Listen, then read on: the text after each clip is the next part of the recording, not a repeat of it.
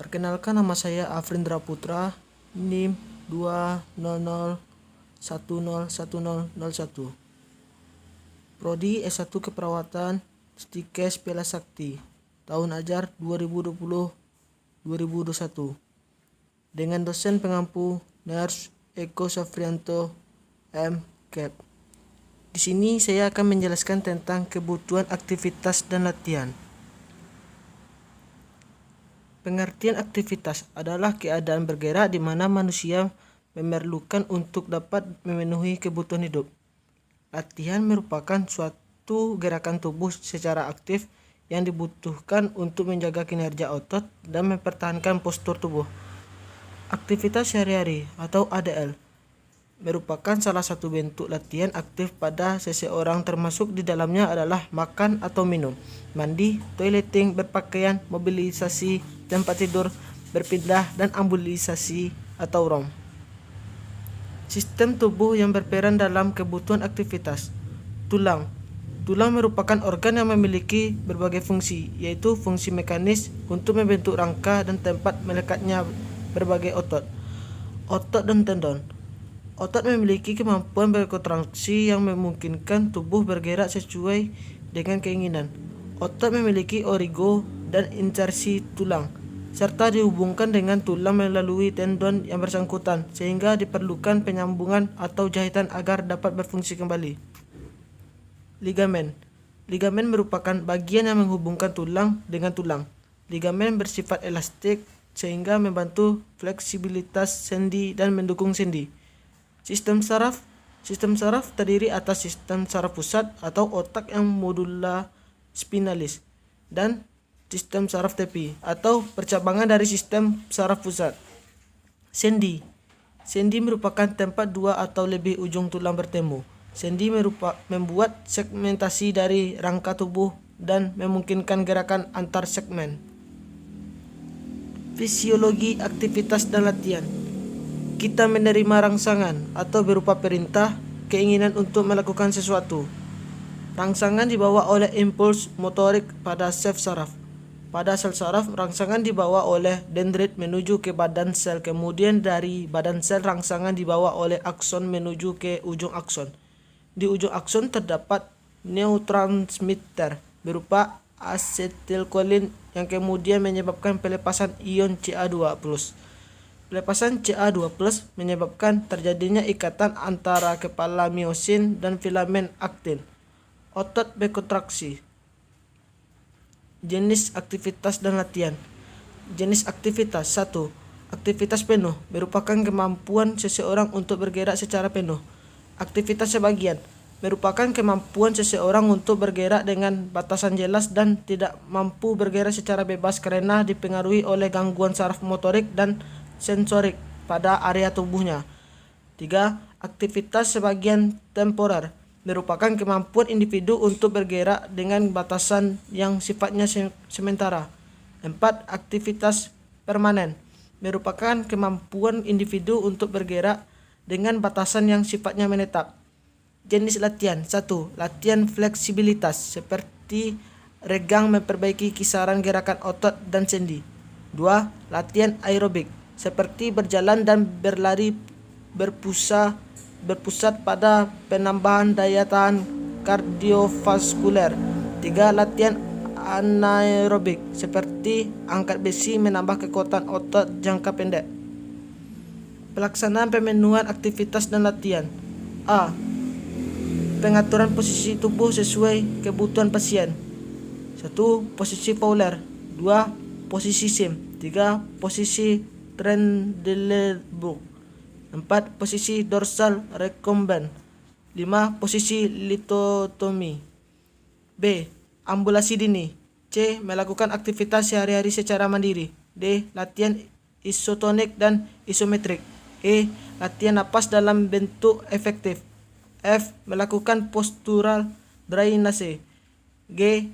Melakukan komunikasi terapeutik. H. Latihan ROM pasif dan aktif. 1. Fleksi dan ekstensi pergelangan tangan. 2. Fleksi dan ekstensi siku. 3. Pronasi dan supinasi lengan bawah. 4. Pronasi fleksi bahu. 5. Abduksi dan adduksi. 6. Rotasi bahu. 7. Fleksi dan ekstensi jari-jari. 8. Inversi dan eversi kaki. 9. Fleksi dan ekstensi pergelangan kaki. 10. Fleksi dan ekstensi lutut. 11. Rotasi pangkal paha. 12. Abduksi dan adduksi pangkal paha. Kategori tingkat kemampuan aktivitas.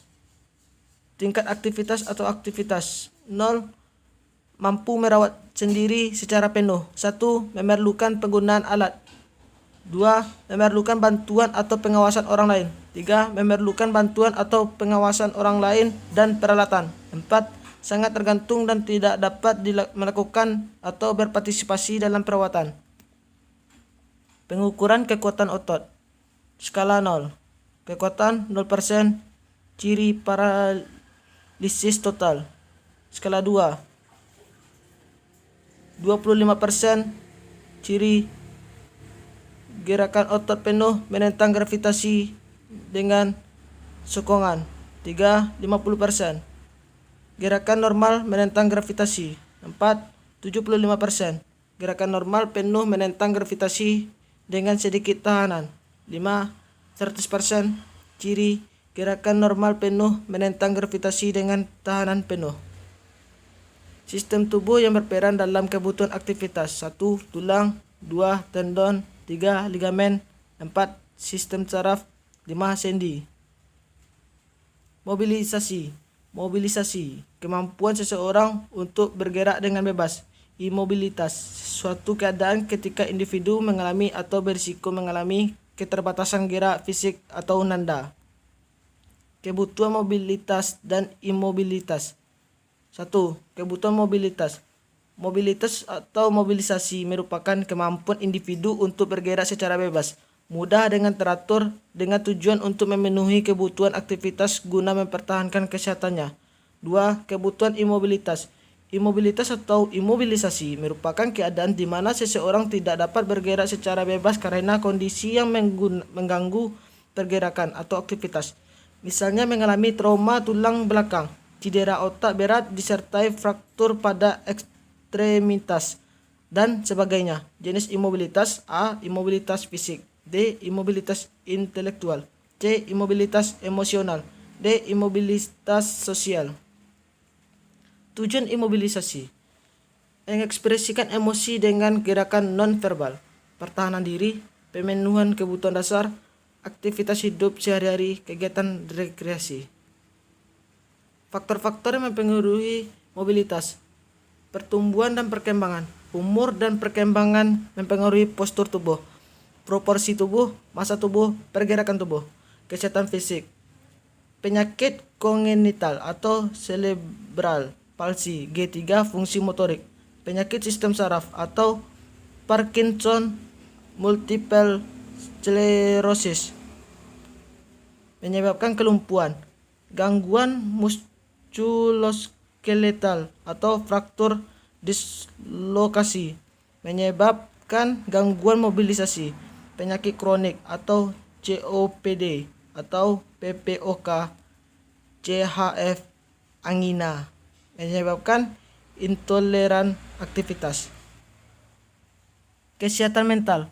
Gangguan mental pada seseorang juga dapat mempengaruhi pola mobilitas. Contoh, penyakit depresi. Nutrisi.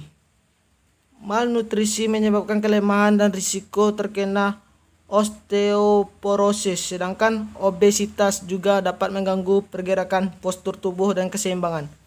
Nilai dan perilaku. Perilaku dan kesadaran seseorang akan kesehatan akan mempengaruhi kebiasaannya untuk berolahraga. Faktor eksternal. Kebiasaan dalam keluarga, keuangan, suhu udara yang panas, fasilitas olahraga berpengaruh pada pola mobilitas seseorang. Efek fisiologis imobilitas. Metabolik, gangguan laju metabolik, keseimbangan nitrogen negatif, kehilangan berat badan, dan penurunan massa otot. Long et al. Tahun 1993. Resorpsi tulang pada imobilisasi. Jika ginjal tidak dapat berespon dengan baik, maka terjadi hiperkalsemia Holm 1998. Gangguan pencernaan, imobilisasi menyebabkan konstipasi. Kardiovaskuler, hipotensi ortostatik karena penurunan aliran darah, trombus karena aliran darah vena melambat. Respiratory, atelektasis, pneumonia hipostatik. Integumen, dekubitus pada kulit yang tertekan. Pada penonjolan tulang, muskuloskeletal, atrofi, osteoporosis, fraktur patologis, fraktur sendi karena penurunan massa otot dan tidak digunakan. Eliminasi urin, batu ginjal, hiperkalsemia karena resorpsi tulang. Perubahan sistem tubuh akibat imobilitas, perubahan metabolisme, ketidakseimbangan cairan dan elektrolit, gangguan pengubahan zat gizi, gangguan fungsi gastrointestinal, perubahan sistem pernapasan, perubahan kardiovaskuler, perubahan sistem muskuloskeletal, perubahan sistem integumen, perubahan eliminasi, perubahan perilaku. Latihan rentang gerak. Flexion, menggerakkan dadu menempel ke dada. Extension, mengembalikan kepala ke posisi tegak. Hiperekstensi, menekuk kepala ke belakang sejauh mungkin. Fleksi lateral, memiringkan kepala sejauh mungkin ke arah setiap bahu. Rotasi, memutar kepala sejauh mungkin dalam gerakan sirkuler. Fleksi, menaikkan lengan ke posisi di samping tubuh ke depan ke posisi di atas kepala. Ekstensi, mengembalikan lengan ke posisi di samping tubuh. Hiperekstensi, menggerakkan lengan ke belakang tubuh. Siku tetap lurus.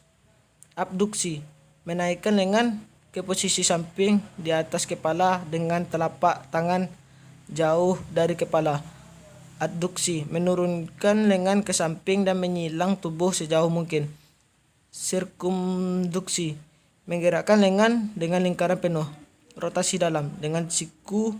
Fleksi, memutar bahu dengan menggerakkan lengan sampai ibu jari menghadap ke dalam dan belakang.